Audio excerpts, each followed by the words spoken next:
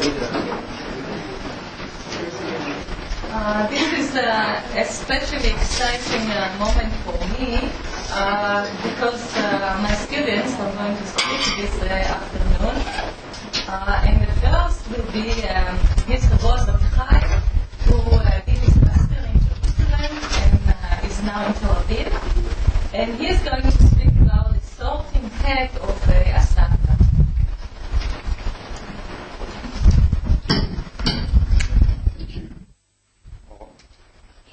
If you're talking about how difficult it is to come after your wife, what should we say now? But we'll try anyway. Let me start with thanking you for both of your lectures and for you taking the time to listen to us, and for Meir and Irit for inviting us to talk here. I'm looking at my PowerPoint presentation. I'm even there. Can I just borrow your cradle? Okay. Sorry, it's keto. Okay. I'm going to talk.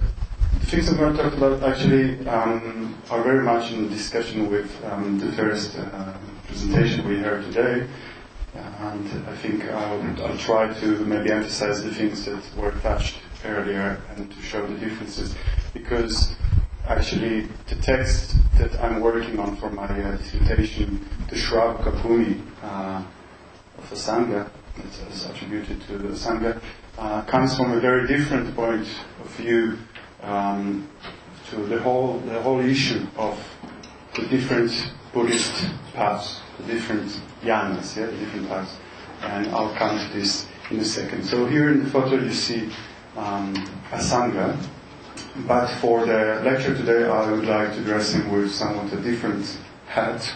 And I don't know if all of you recognize this hat. You should. It comes from a somewhat different canonical tradition. And this is the sorting hat of Hogwarts from the Harry Potter series. And I'm sure you're all familiar with the details. As you know, you're not. Okay, so for Dan, I will explain. So when the students come to Hogwarts to study magic, okay, they just want to become magicians. But there are 4 different schools they can study in. And these schools have long-standing tradition, and they have to be sorted out or divided. And how are they divided between these schools? When we read the book, we see that before reaching the school, each student already has an inclination. He knows where he wants to go, where his father went, his grandfather, etc. So the most simple thing would be to ask the students where they want to go. Maybe motivate them to go to the better school. But this is not what's happening. What's really happening is that they are invited to some kind of ceremony where they are seated and they put on top of their head this sorting hat. And the sorting hat is, this is the lines that are attributed to it. There's nothing hidden in your head the sorting hat can't see. So try me on and I will tell you where you ought to be. Okay? Where you ought to be means this is where you have to be. It's not better, or this is your place. And the reason, why aren't the students asked where they want to be? Because it's not a question of what they want. It's not even a question where they think they will sit best. It's where they ought to be. So very much the text we are talking about today has very much the same approach, and I will try very briefly to present this approach here. The text Shrab Kapumi is a part of an encyclopedic text called Yogacara Bhumi, written or attributed all of it to Asanga. As we know, Asanga decided writing this text and some few other texts. Is also known to bring down from heaven, from Maitreya, that we've spoken about before, some other texts. And all this arena of Asanga, probably the 3rd or 4th century, is has a somewhat similar environment, textual environment, which I will touch on. So, out of the 17 parts of the Yogacara Bhumi, this is one way to divide it, the Shravaka Bhumi and the Bodhisattva Bhumi are considered today to be the most ancient or earlier parts of the whole text. The Shravaka Bhumi itself has two layers division. It has two ways of dividing it. One way it has three bhumis inside it. So it's called the Gotra Bhumi, the Avatara Bhumi, and the Naishkramya Bhumi. I will touch shortly on what Gotra means. Avatara, in this sense, means actually entering the practice, and Naishkramya maybe bringing to fruition, completing. Okay, and it has four what we can call chapters. It's called Yoga Sthanas. I'm going to talk about the third chapter. So the three bhumis actually appear in the first chapter, and from there the third, the Naishkramya Bhumi starts, and it actually includes all the rest of the chapters. So it's like two ways of dividing. And it's very interesting to think about the term Bhumi that you touched before. What does it mean? Does Shravaka Bhumi, at the title of the text, does it mean level in the sense of steps? If it means that would mean apply going we're at a certain stage, Shravaka, later on we'll go to maybe Pratyeka Buddha and then to Bodhisattva. I don't think so. I don't think in that context that's what it means. Also here in the Bhumi, not necessarily levels, although there is a progress from the Gotra to the Avatar and then Naishkramya. So let's go into the text. And what I'm going to talk about is about the third chapter.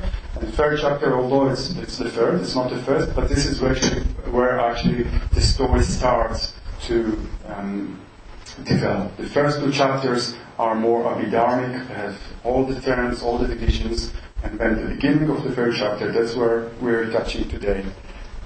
We have sin, which is not, I think, not very, seen it not much described in other texts. I've not seen it in that many specific details in other texts. And this sin is a student arriving and asking the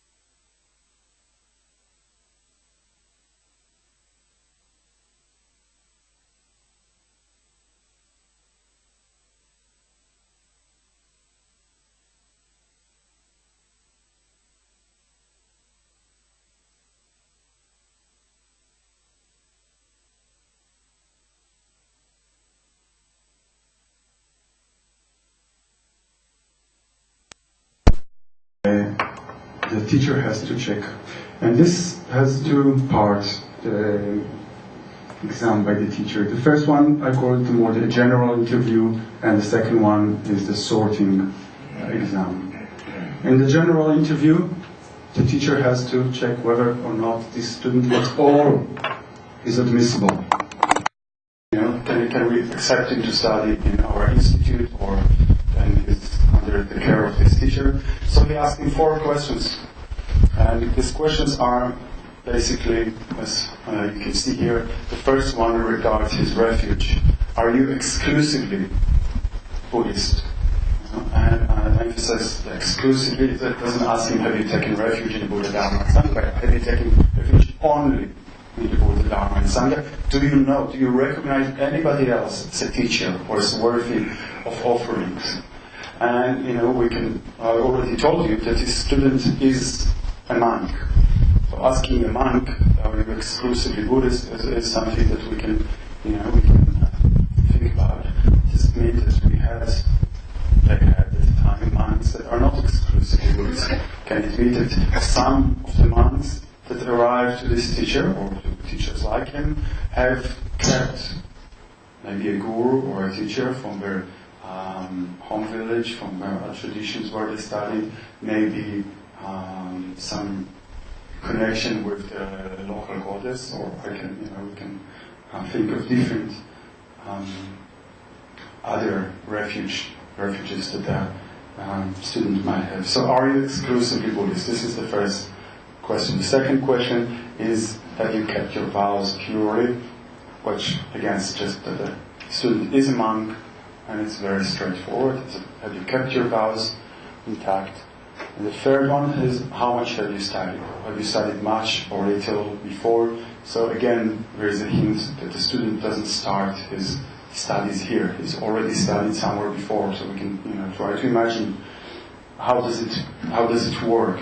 There are different places where the student of Buddhism starts his studies, maybe locally at his village or hometown, maybe with a local teacher, maybe at a different type of monastery. And then sometime at a certain point, and the text says when the time comes, when the time is right, he asks to study the yoga. So until now he studied more the theory, and then now the time comes to actually study the practice. So how much have you studied?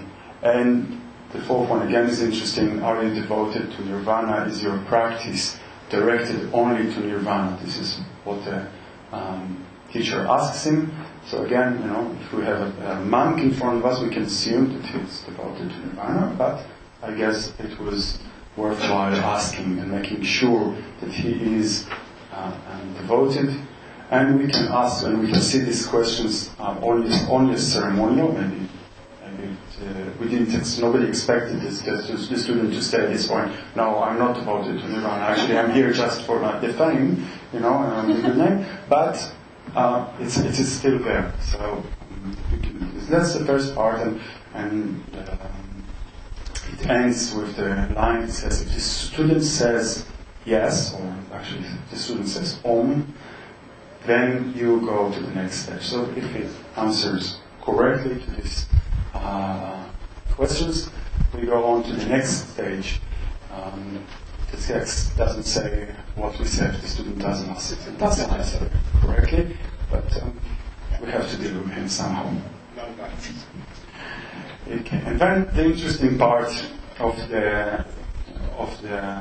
this meeting between the student and the teacher. In this part, although the text does not say it clearly, it doesn't say it, but I think it's quite obvious. This is the meaning. The teacher has to ask the student regarding 4 topics, 4 things he has to check out, and he has 4 ways to do this. And this is where the sorting hat comes in, where asking the question is not enough. Although asking is the first method, there are 4 methods. So what are these 4 topics that the student has to be asked? And again, this part of the interview or the meeting is what I call the sorting exam, that has to decide which of the 3 schools the student will study in.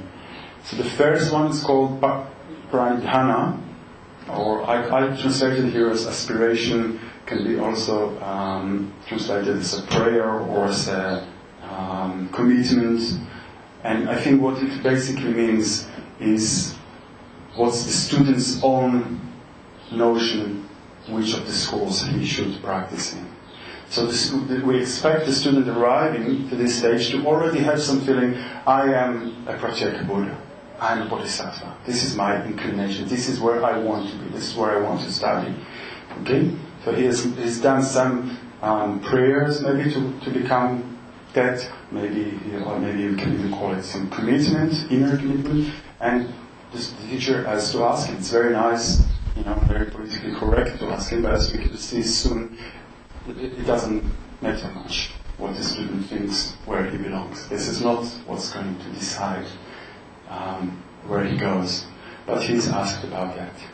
The second thing is the most important thing, I think, in this whole topic of the meeting of the student and the teacher, and in my eyes, maybe the most important principle of the whole Shravaka Bhumi text, and in many ways also the Bodhisattva Bhumi.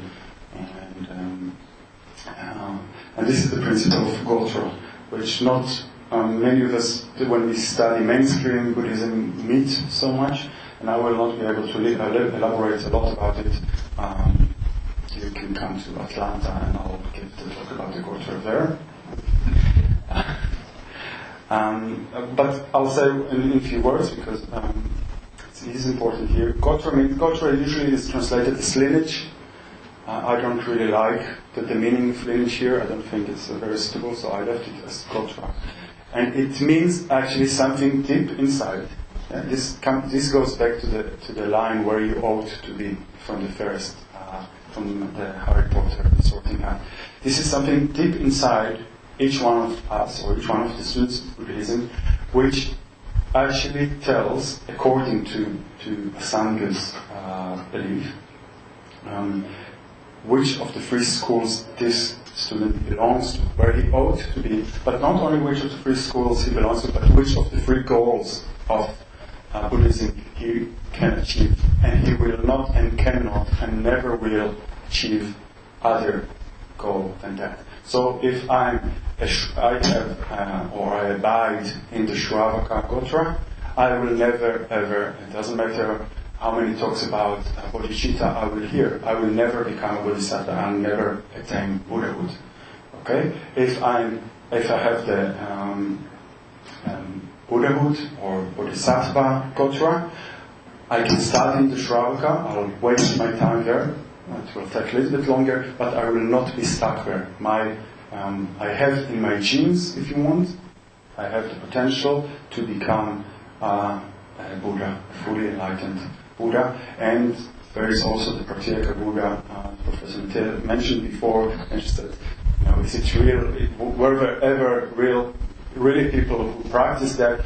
In this part of the Shravaka Bhumi text, there are three paths that are dealt with equally, as if they're all existing practically, and the student can be sorted out to each one of them, and each one has his own characteristics. So I don't know to say more than that, but at least here it's dealt as if it's very practical. That were actually students that are Pratyeka Buddhas. Pratyeka Buddhas, we translate sometimes solitary realizer. These are the ones who are going on their own without a teacher to achieve the arhatship, that is the solitary realizer arhatship. So this is the Gotra, and basically that's what we want to know. We want to know where the students fit. So how does the teacher know which one? If you could have asked him, that was very simple. That would have been very simple. So sir, which is your Gotra, and we tell him to go the right way. But obviously, a person is not aware, does not know, is not expected to know about his Gotra. He is expected to know about his pranidhana, about his aspiration, but not about his Gotra. Nevertheless, the text requests the teacher to ask the student about his Gotra. Yeah? It would be like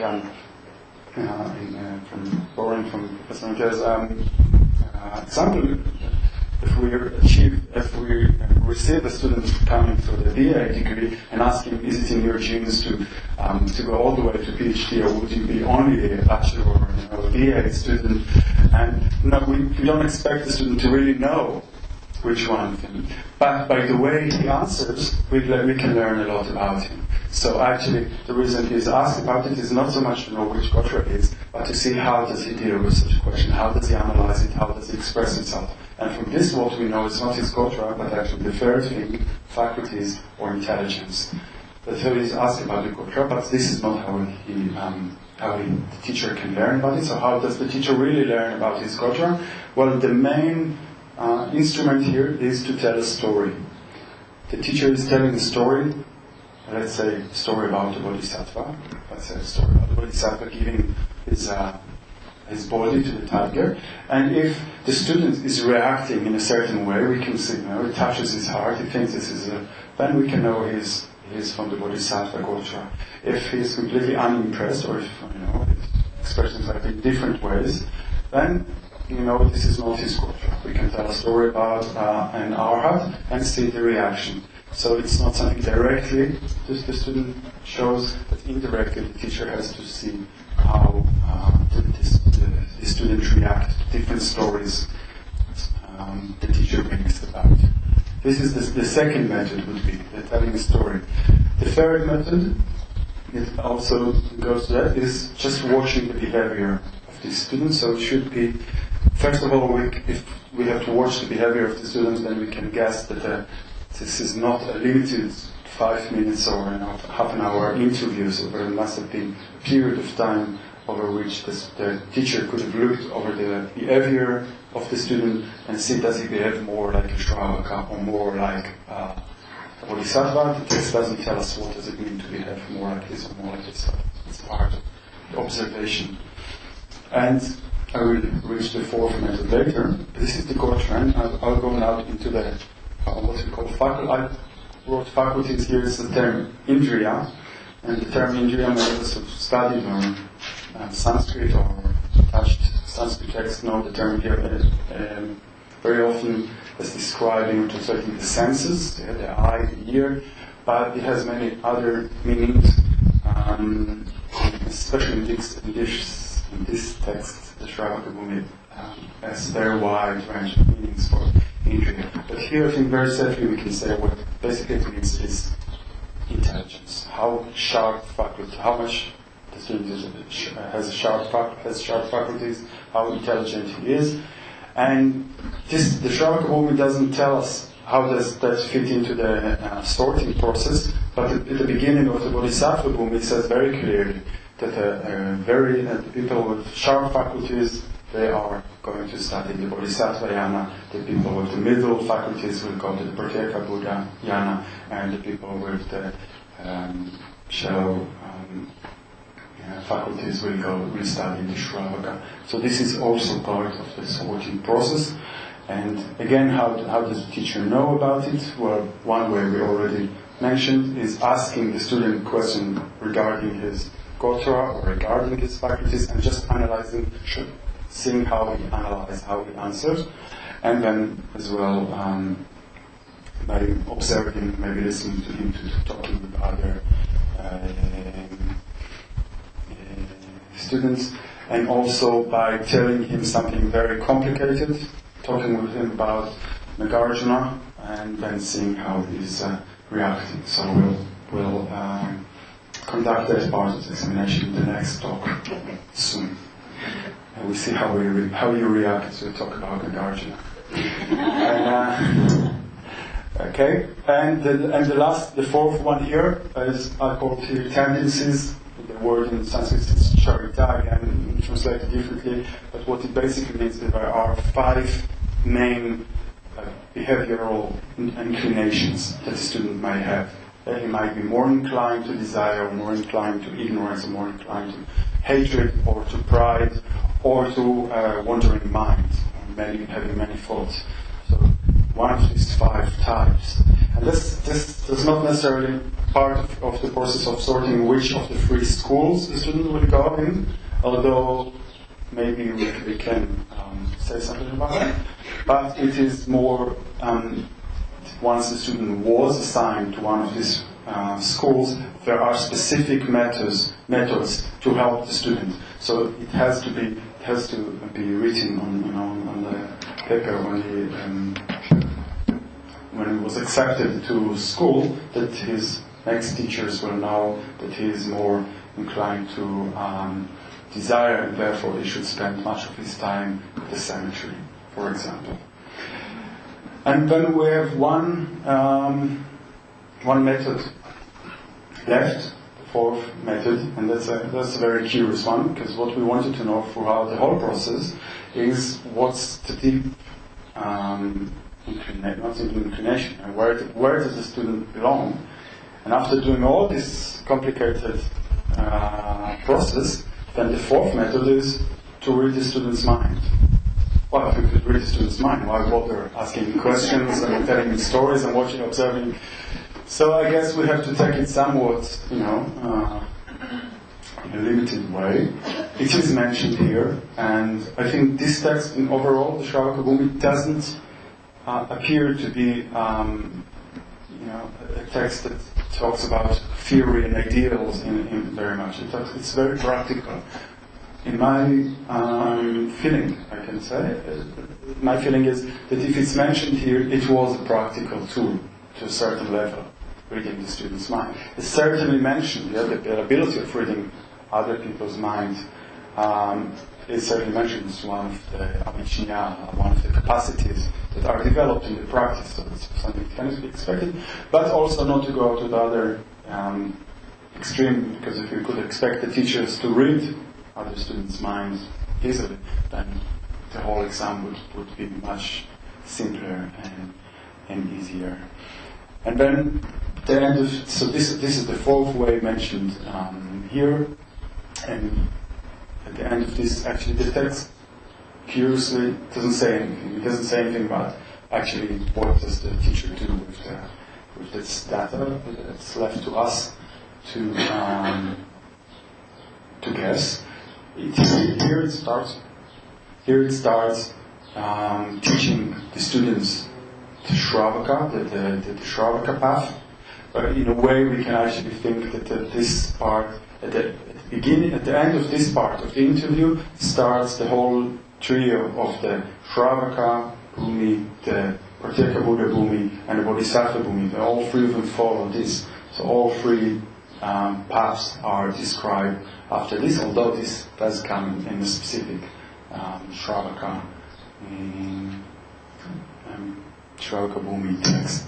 But so there's no specific mention in the text of sorting them out, but I think it's very clear from this process that this is what is done here. And just to sum it up, represented, it's very different from what we many times have in mind and what was probably the reality in big parts or most parts of Buddhist traditions, where it is up to the student, together with his teacher, to decide which one of the ways he's taking.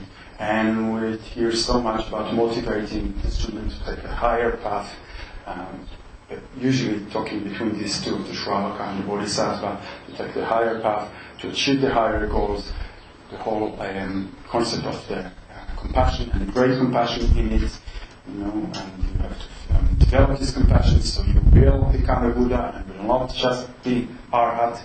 And here we have a completely different concept. Students of Buddhism, or every person for that, is from his nature one of the three ways, and that what the teacher has to actually do is to know which of the three schools actually suits him well, and very much the rest of the text and the way I read it follows from that, because the text deals very much with the idea of how to be able to follow what the students need, how to be able to characterize what and where the student is going. So this text is very much, in my eyes, directed to the teacher to be able to help to recognize the potential of the student and to support it and to bring it to fruition, and not just or not even mainly as a guidebook or textbook to the practitioner himself, the student. Well, thank you very much for listening.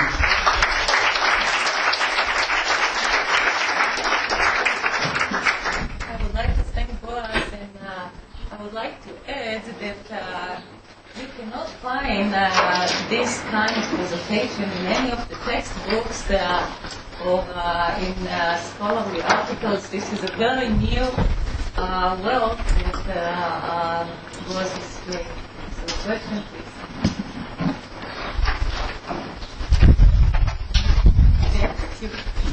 Can you unpack? Can you unpack the Sanskrit of that Chaita Paryaya Jnana? It doesn't literally mean. No, it doesn't. It doesn't literally. Minds. Maybe you could bring a more specific meaning to it than that. It's literally it means knowing the varieties of mind or varieties of thoughts or something like that. Does it have the sense of a train of thoughts, maybe, or? I don't know. I looked at different ways, and it's being translated like knowing the variety, the diversity of one's thoughts, of one's mind. So, what are the different thoughts that one's have, or something like that. But perceptions in the mind. what? Perceptions, thoughts in the mind. Yeah. So I don't know to say more specific. What does it mean here in the five? The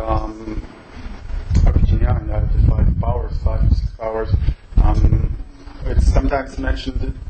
I don't think much. It's mentioned this, and sometimes it has different terms to describe knowing other people's mind. But I don't know to tell you more than that what it means. And the text is not either this one nor that I've found in the other Yogacara Bhumi text description of this capacity.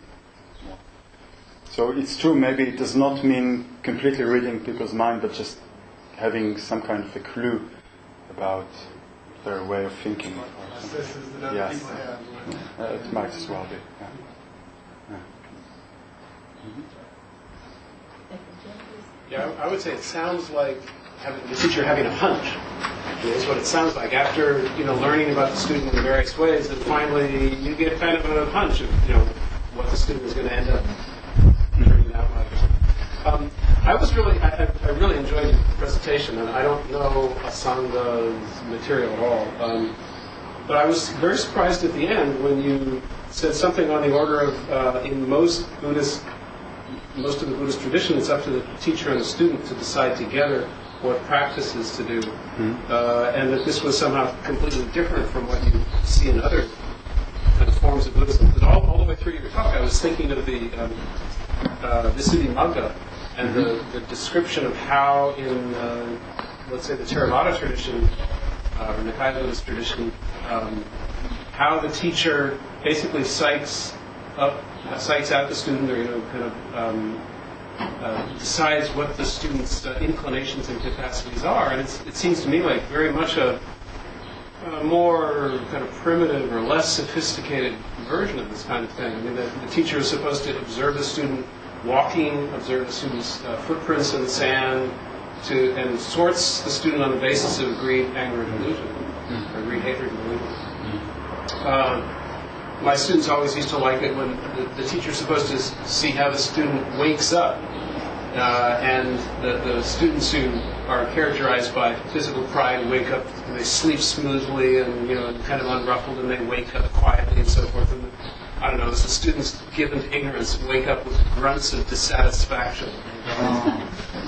So it seems to me like there's, in that tradition, the student is not supposed to pick his or her own meditation techniques, because if you pick your own technique, you're likely to pick something that will exacerbate your worst tendency. No. And so it seems to me like this is a more sophisticated version of something that maybe found in a lot of other places in the Buddhist tradition. Well, what I was.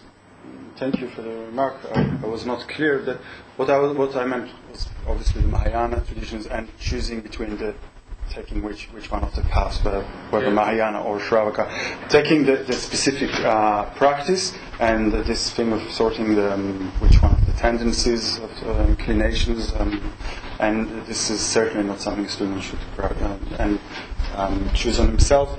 And I'm sure there are other examples for this process of sorting them out.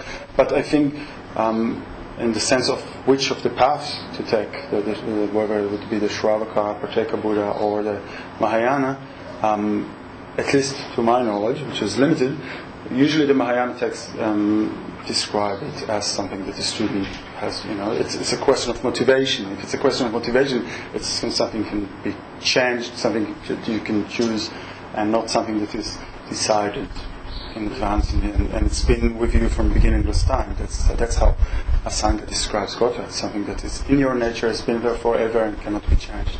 And that, well, I can't quote the Visuddhimagga by verses, but I assume that's very different from that text.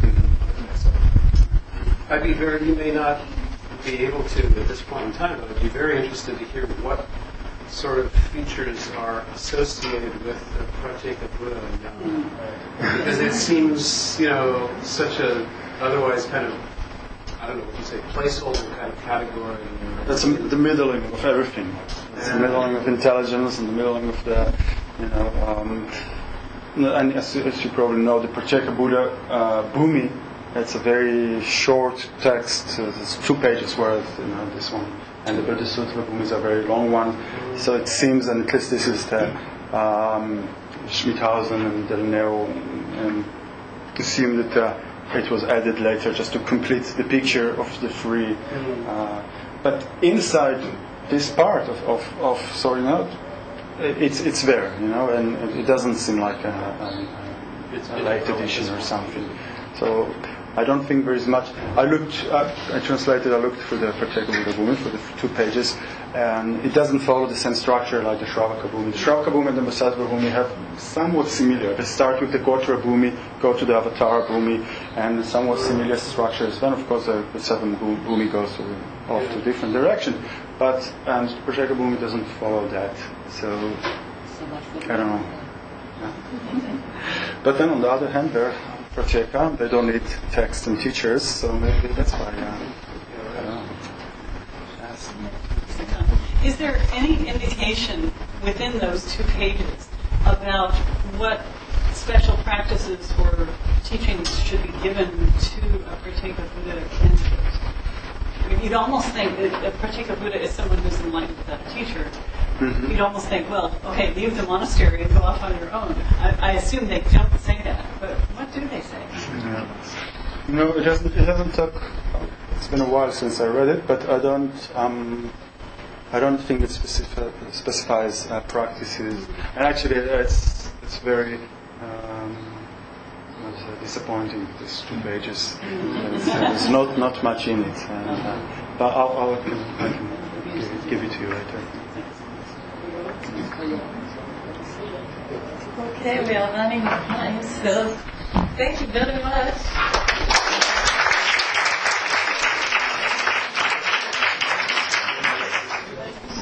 And I would like to introduce Eviatar Schulman, who, like Boaz, teaches here in Tel Aviv University, but is a student in Jerusalem. And he's going to speak about Shri Nagarjuna, the role of consciousness. אולי מישהו לא הספיק לרשום.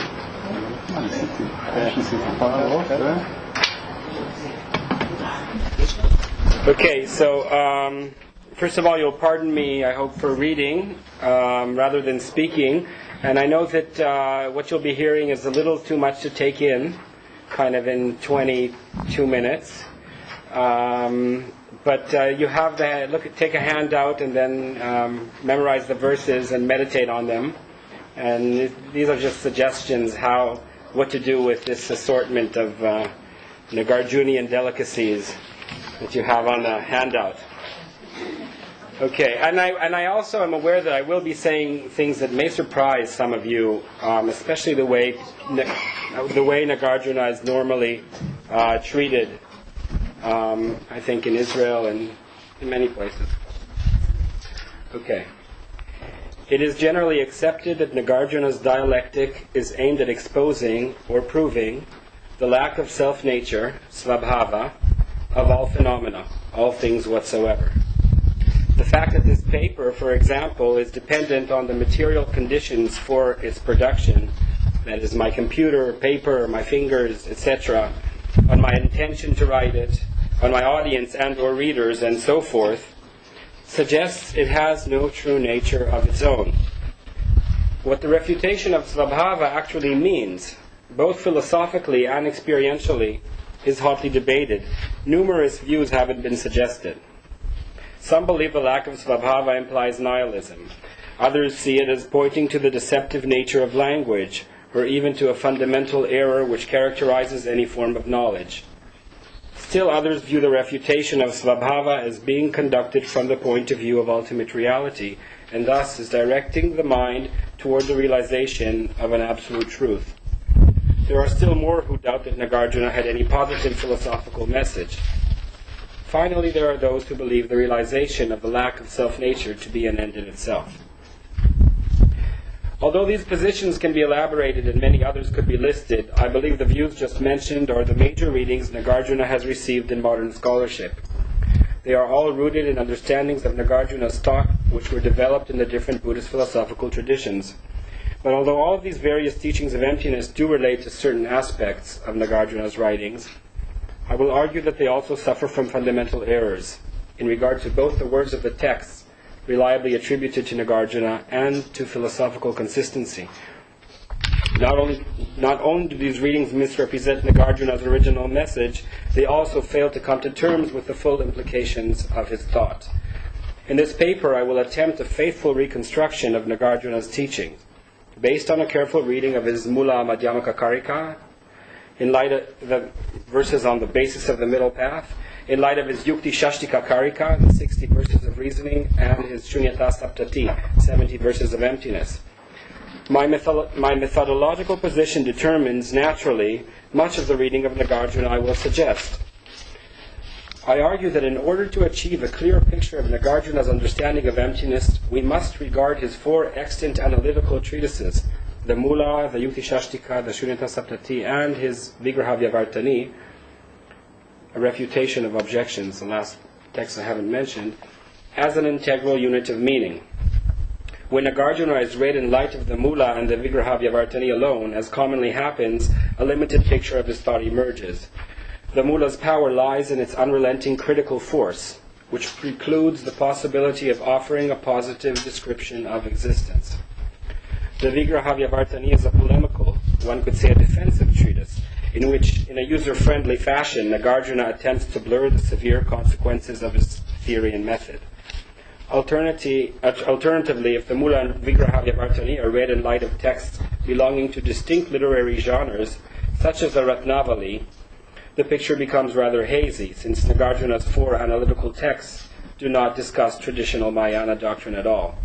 If we wish to reach a reliable understanding of what shunyata, emptiness, meant to Nagarjuna, we must first define the message expressed in the text he devoted to this subject itself.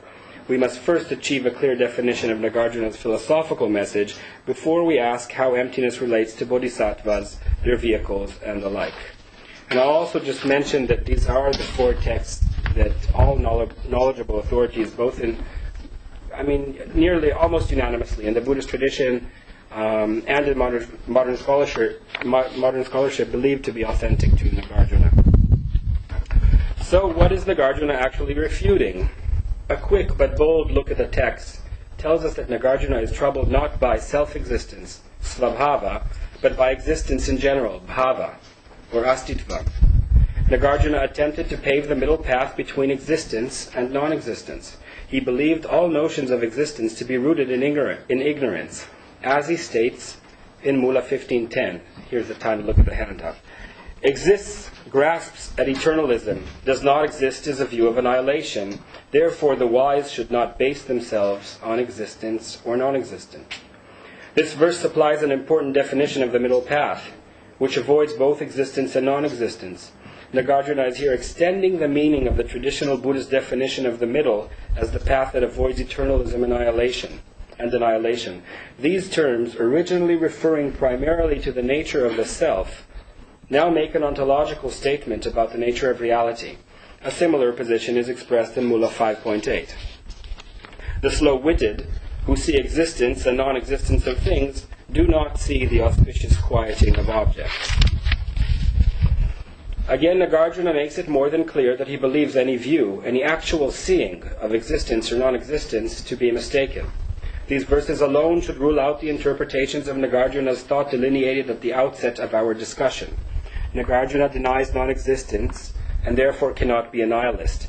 He must not be expounding a vision of an absolute truth, since such a truth must exist. He is also making a definite philosophical statement regarding the nature of reality, which must not exist as it appears, and therefore his verses must not only be of pragmatic or upaic, you could say, value.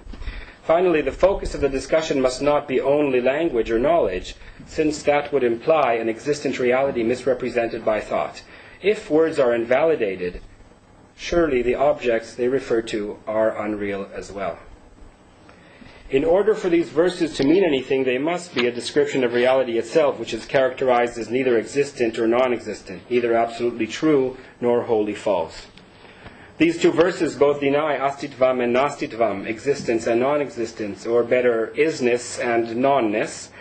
In other places, Nagarjuna prefers to target a more general notion of existence, bhava. A most important example is the opening verse of the Mula. Most of you, I hope, are familiar with this. Not from themselves, not from another, not from both, or without a cause, are arisen entities ever found anywhere.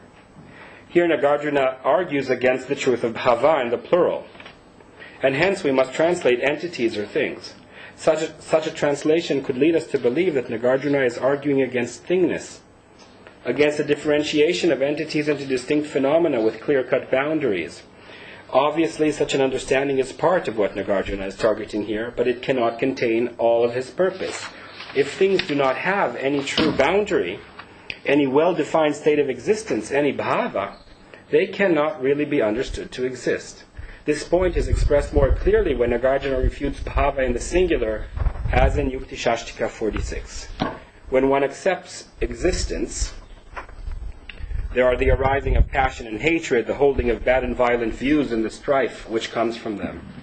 The Yuktishashtika continues to discuss the great misfortunes caused by believing existence to be true. This verse tells us that the refutation of things in the plural is related to the refutation of existence in the singular.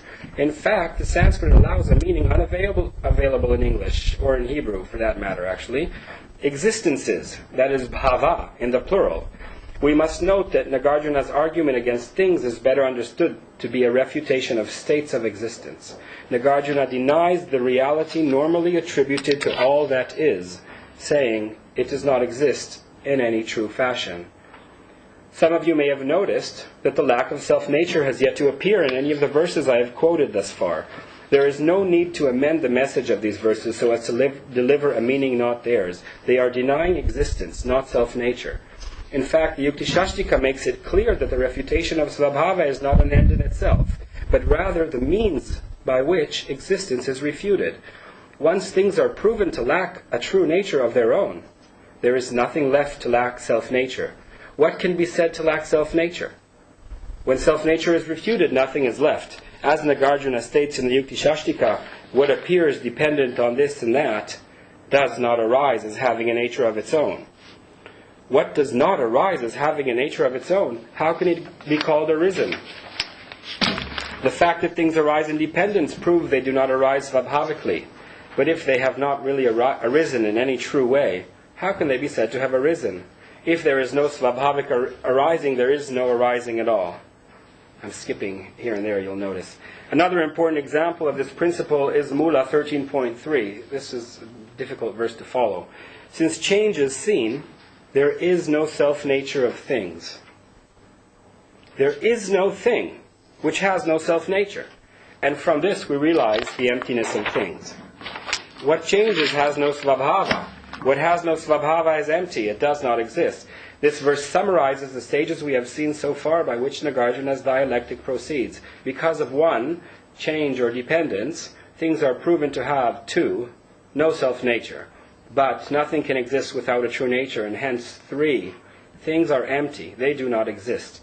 We see in this verse that there is a qualitative difference between lacking self-nature and being empty. Because things lack self-nature, they are empty. The same point is made in the Vritti to Vigraha Vyavartani 1.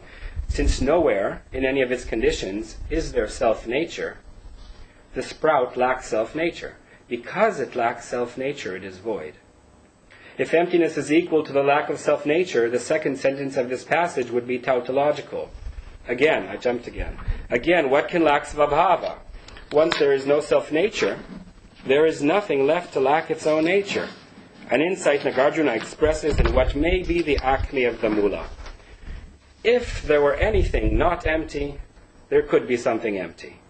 And there is nothing not empty, so how will there be something empty? This verse is followed by the famous denial of the possibility of taking emptiness itself to be as a true view of reality. It tells us that there is nothing there to be empty once the thing is empty. No existence remains after the Madhyamaka dialectic penetrates its object of scrutiny. Not only does it lack self-nature, it is unreal and has no true existence. It is different from our normal intuitions. This is probably the right moment to reaffirm that I do not believe that Nagarjuna was a nihilist, intentionally or by default.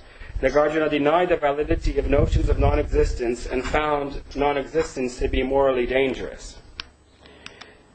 But before we ask ourselves how Nagarjuna escapes nihilism, okay, here I'm skipping, and I'll just say, it would have been good to speak about this here in Tel Aviv. I think it's actually important, that Nagarjuna doesn't believe things to be impermanent and dependent. And he devotes many verses to deconstructing that view, or to be conventional truths which are ultimately empty. Because all these different views imply existence. You need something real to be impermanent. You need something existent to be dependent. And he doesn't want to give any true existence to what we call in modern Madhyamaka dialectic conventional truth. But you can read the paper if you like. I'll be happy to give it to you. Or I've written about these things in other places too. Okay, creative ignorance. You have the verses also to look at in the handout. We have now reached the heart of our discussion.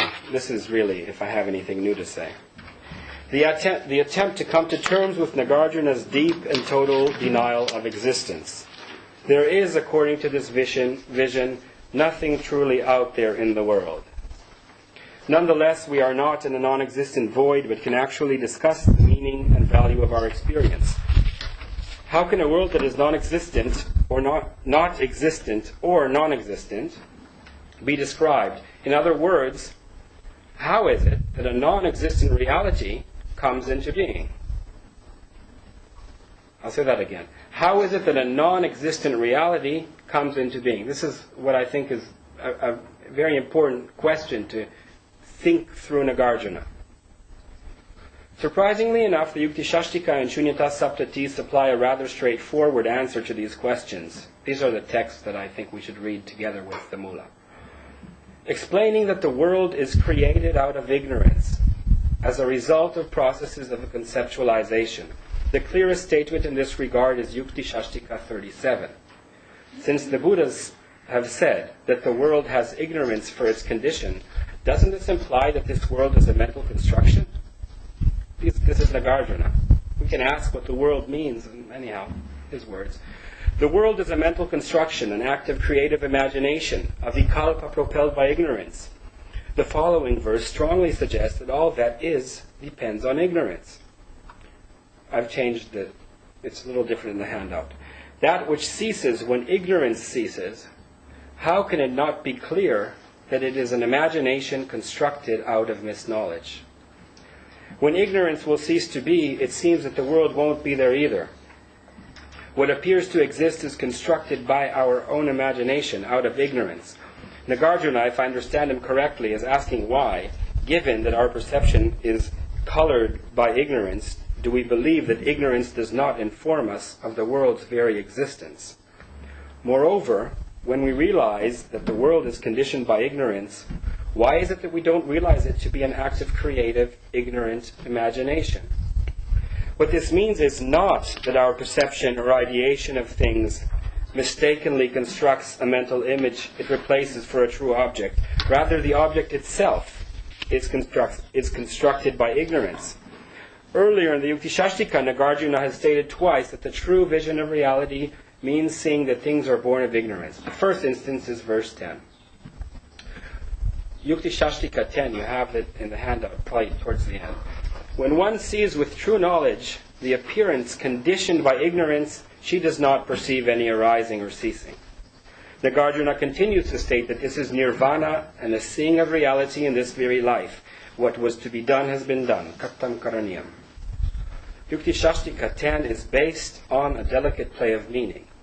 In traditional Buddhist exegesis, appearance conditioned by ignorance refers to the 12 links of conditioned arising, the descriptions of the process by which samsaric transmigration proceeds. The causational principle underlying this process is based on each link conditioning the arising of the following one, or, when it is absent, conditioning its ceasing.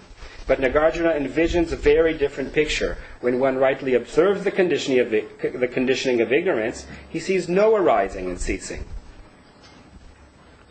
This is because he understands that what seems to be real is actually no more than a fantasy, and therefore that it does not truly arise or cease.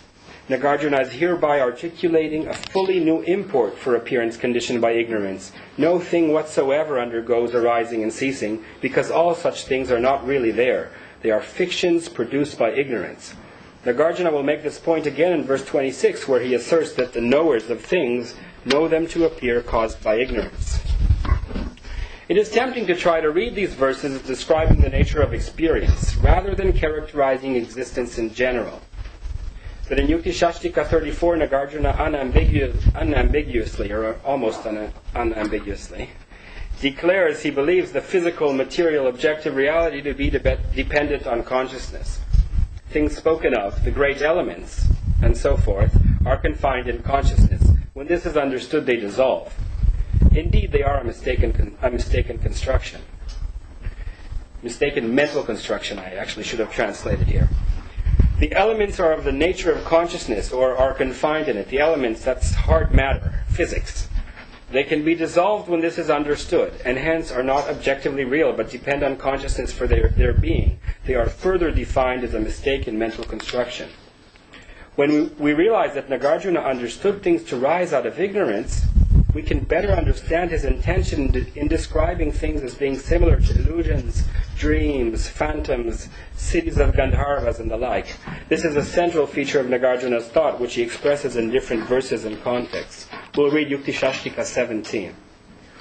When one realizes that existence is like a mirage and an illusion, one is not polluted by views of the extremes of a beginning or an end. Things are unreal, but nonetheless appear. This appearance does in fact occur, but has no substantial reality to it. Moreover, as we have learnt, the appearance is conditioned by ignorance and caused by conceptualization. This is why it is similar to an illusion, a dream, or a mirage. Phenomena which are created mentally without having any true support in objective reality. This is, in fact, Nagarjuna's vision of the middle way, in which appearance is neither truly existent nor fully denied. Thus far I've been quoting mainly from the Yuktishastika. The Shunyata discusses the creative capacity of the mind somewhat differently. First, it connects illusory existence to karma. We're going to skip the verses just so I don't kind of throw too many of them at you. Just read the end. And I'm actually going to skip much of the discussion of the Shunyata Saptati because it is too complex and it rests on very difficult notions, like the one saying that if we can't define the way perception functions, that means that everything we perceive, every perception is unreal. which is very counterintuitive and challenging. It's something really to think about, and I think it works well with the things I'm saying, but anyhow, not today. We'll just read the end of Shunyata Saptati 42, where you have those 3 verses together, speaking of karma being conception only, being a magical manifestation, and then he ends by saying, what is empty of self-nature in every bit, or, I don't know, could improve that translation. What is empty of self-nature in every bit is conception only. Karma is similar to a magical manifestation. Anything that appears due to karmic conditioning is conception only, merely a name. The rationale of this insight is defined in verse 42. What is empty of self-nature in every bit is conception only. This is, in fact, exactly what I have been arguing that the lack of self-nature means. When there is no true existence of itself, reality proves to be a conceptualization. The Shunyata Saptati tells us that this conceptualization is caused not only by ignorance but by karma. And we'll proceed to verses 60 and 61, in which he makes the same statement rather boldly, and there are issues of translation here. We won't discuss them today. After saying that the kleshas, right, anger, hatred, and passion and ignorance, saying that they lack self-nature, then he continues to say, because desire, anger, and ignorance are directed toward one and the same thing, they create it by way of conception. That conception, too, is unreal. The conceived does not exist, and without it, how will there be conception? Therefore, the conceived and the conception, because they arise from conditions, are emptiness itself. Again, we discover that the fact that reality is not objectively existent allows Nagarjuna to view it as appearing due to distorting mental tendencies. If there were something really there, Nagarjuna would probably have accepted that it could be experienced truthfully, but he is convinced there is no true existence. A conviction that determines the central theme of his writings. The next step is that with no true existence out there, one's experience is manifold, appearing in different forms. In this case, the threefold division of the kleshas, right? An empty moment. Right? Once experience is manifold, Nagarjuna claims that there cannot be a unitary reality which conditions it. Another something to think about. Such an observation tells him that it is not the object which conditions experience, but experience which conditions the object. Moreover, once things are proven to be brought into being by the power of ideation, that ideation itself is realized to be unreal as well, since it perceives objects which are not really there. Emptiness is said to be the play of unreal conceptualization perceiving unreal objects. The description of reality as conception only in the Shunyata Saptati is highly significant. It reminds us, of course, of Vasubandhu's statement at the opening of his Vimshatika.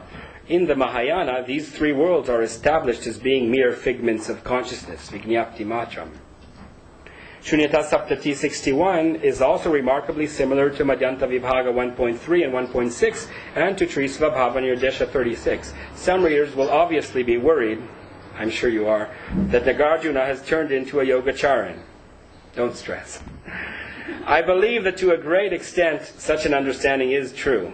In a future publication I wish to provide a complementary discussion in which we will be able to see that Vasubandhu was a sort of a Madhyamika.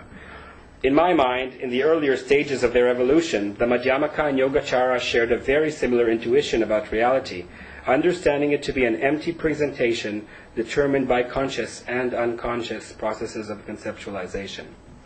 Let us conclude. Existence is truly unreal. So why are we here? It must be our imagination, creating its own personal, real illusions.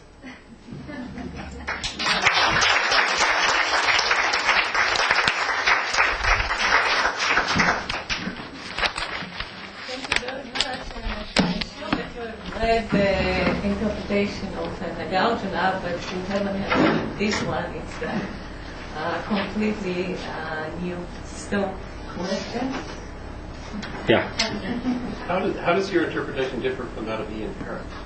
Of? Ian Harris. When you have a book in your bibliography, Right. The Continuity of Madhyamaka and Yogacara, Well, there are many points. I don't remember all of them. There are many problems with his book. First, he believes all the traditions to be saying basically the same thing, some truth of non-duality. And we see Nagarjuna never says non-duality. And also, he's like absolutistic, what I would call Harris. He thinks that there is some final truth there, and something Nagarjuna doesn't.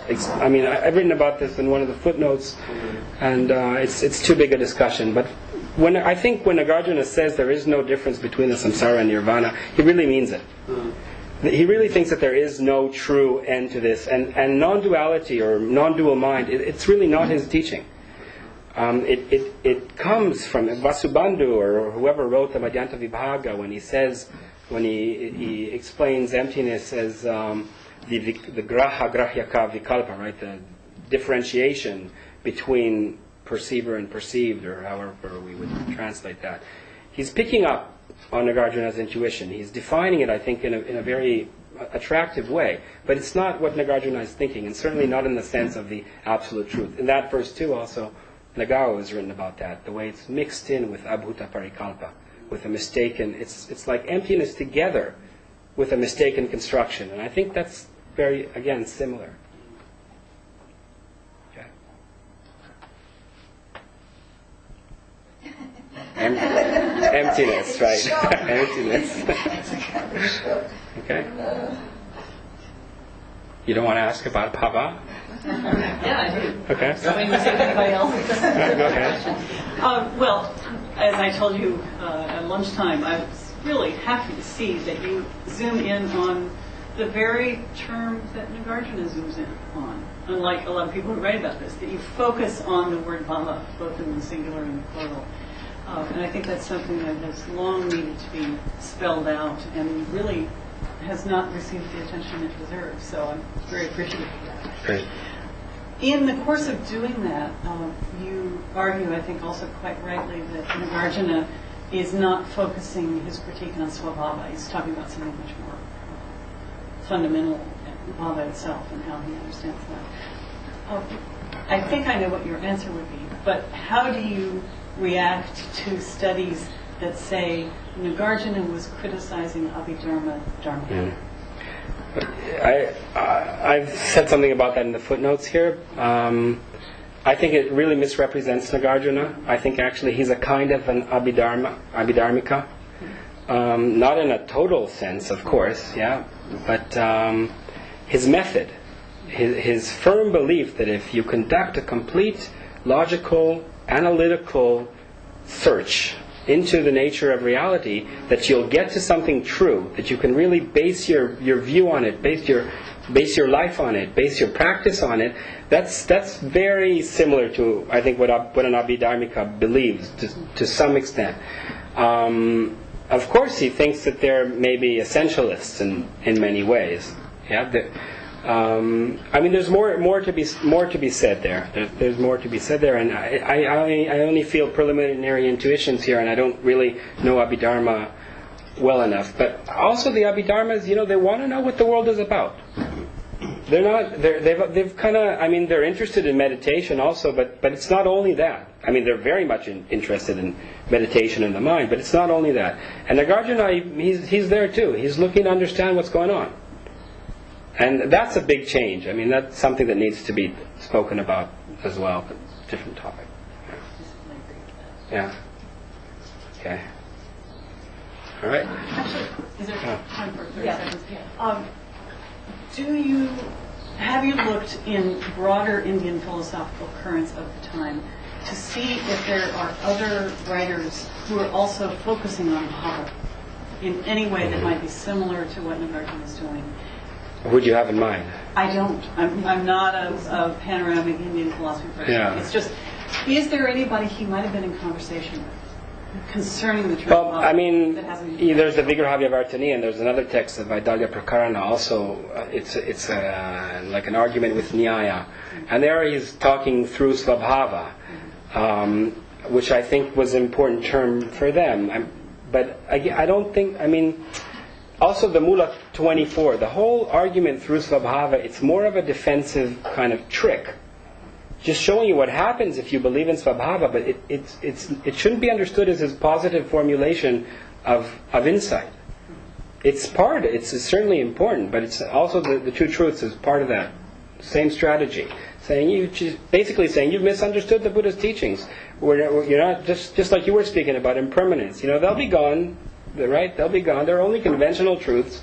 They'll be here, but nothing ultimate about them. But they can help you reach realization. I don't know actually where to look so much. We could look in the Brahma Sutras or what's from that period. Yeah. Yeah. But it is something to think about. Like something. Yeah, it is something to think about. You want one more question or not? Huh? Yeah? Okay. Okay. So in the end of your talk, you actually bring together a Madhyamika and Yogacara, and so I wonder, it's a very interesting point for me personally. And so I ask you now, what would be your new criteria to distinguish between the two schools? Mm-hmm. Is there some common? Okay, it's a big topic, but in one word, I think the Yogacara or Vasubandhu, they're more leaning towards saying that there is some ultimate truth, which you could call emptiness, or you could call. They wouldn't call it the mind. But they're trying to say things more positively, and emptiness exists for them. That is. Well, it means that it is they're trying to say that you have to interpret what it means, but at least in the terminology, it is a difference. There is a difference. All right. Thanks.